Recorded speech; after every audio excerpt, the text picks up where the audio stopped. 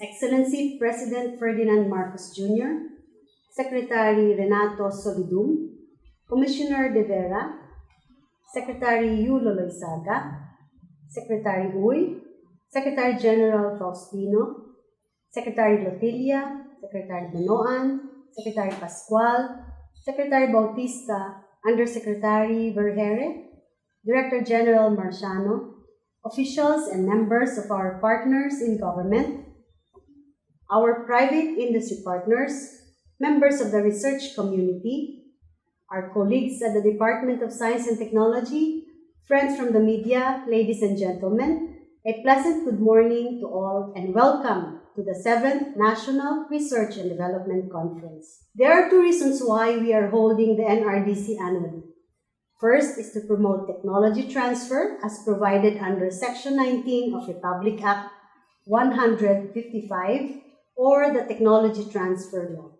Second is to facilitate the dissemination of all output programs and projects under the Harmonized National R&D Agenda or HNRDA.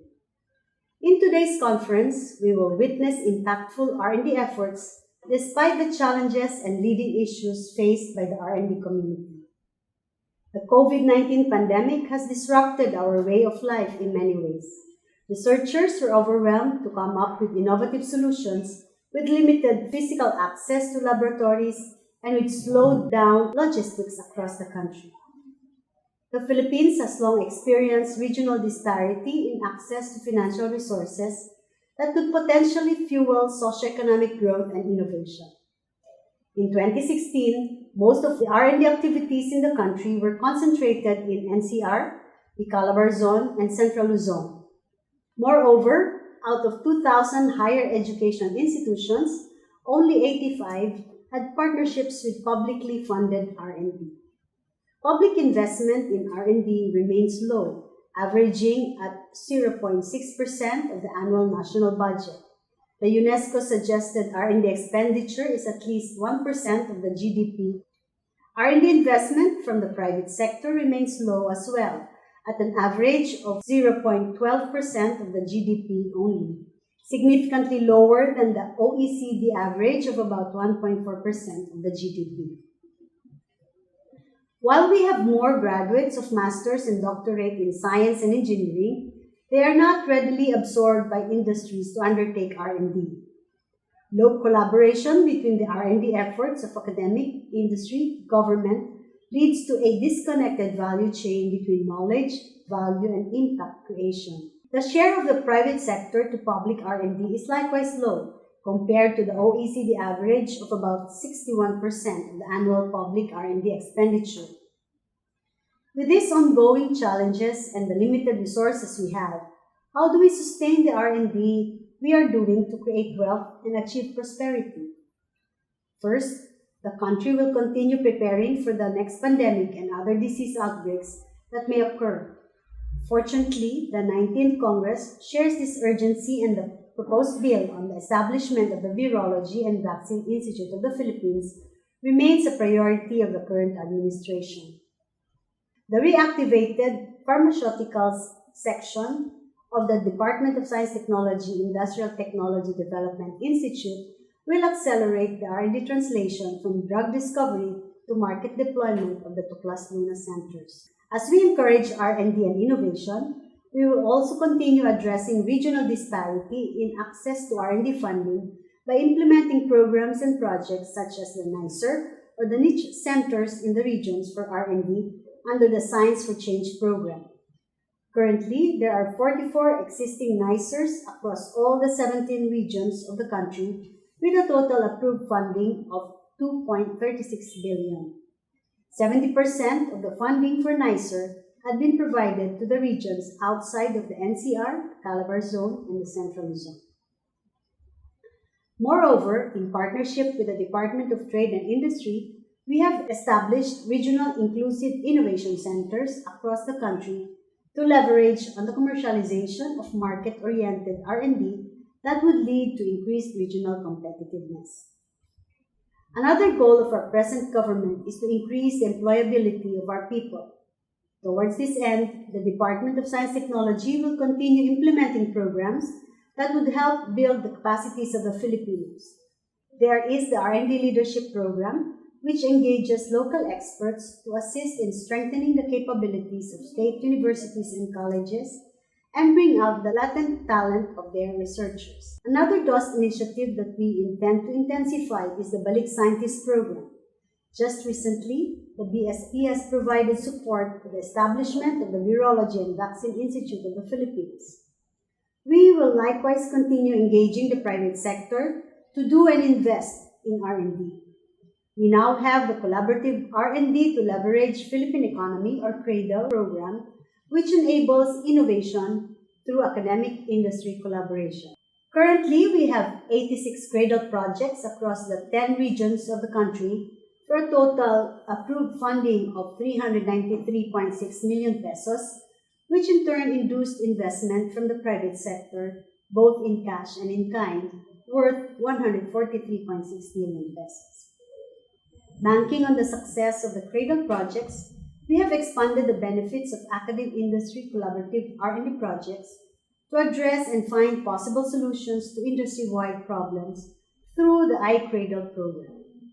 The first project under the iCradle is the collaboration between the Philippine Carabao Center and the Federation of Cattle Raisers Association of the Philippines and several cattle dairy farms.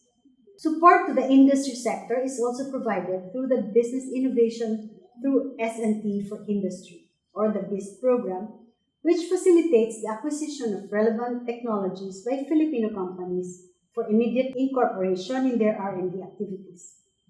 Currently, there are 4 company grantees under the program with a total approved financial assistance of 43.4 million pesos.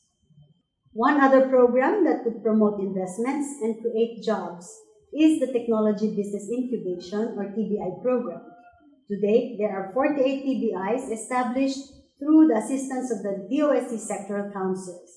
These TBIs, in turn, were able to nurture more than 200 startups and produce more than 70 full-blown startup companies, resulting in the creation of over 800 jobs. The startups, on the other hand, have already generated more than 100 million pesos in investments from both the public and private sectors and generated over 60 million pesos in terms of revenue.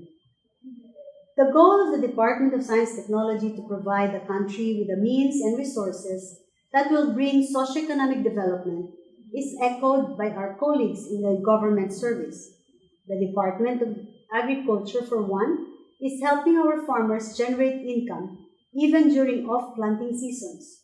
We will learn all about these things later in the program. We will also get to hear our friends from the DNR, DND, DOTR, and DPWH talk about their own programs and projects in the area of industry, energy, and emerging technologies. A few years ago, the DOST started tinkering with the idea of building the country's space technology program. We are very pleased that in this NRDC, we are joined by our colleagues from the Philippine Space Agency who will give us an eye view of our efforts in this area.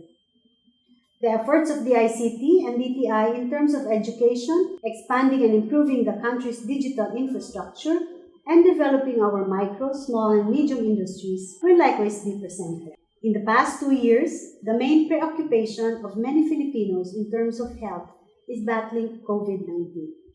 But there are many aspects of health that needs attention, including cancer, drug discovery and development, addressing people's disabilities, and improving our health services, among others.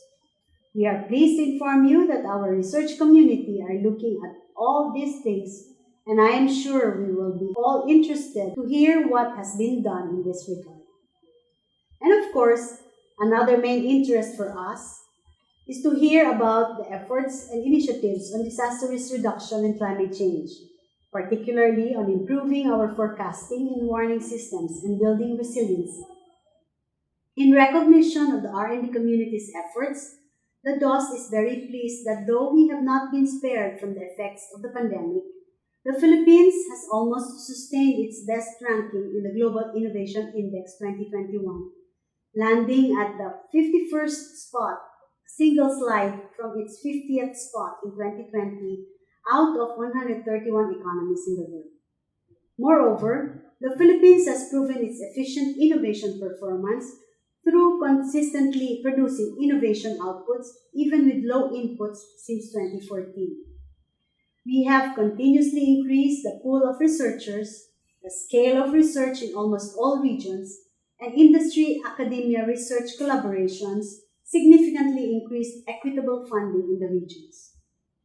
To sustain this trend of positive changes, the DOST will continue implementing a whole-of-nation approach to optimize the impact of government funding towards inclusive innovation and ensure its multiplier effect to intended beneficiaries.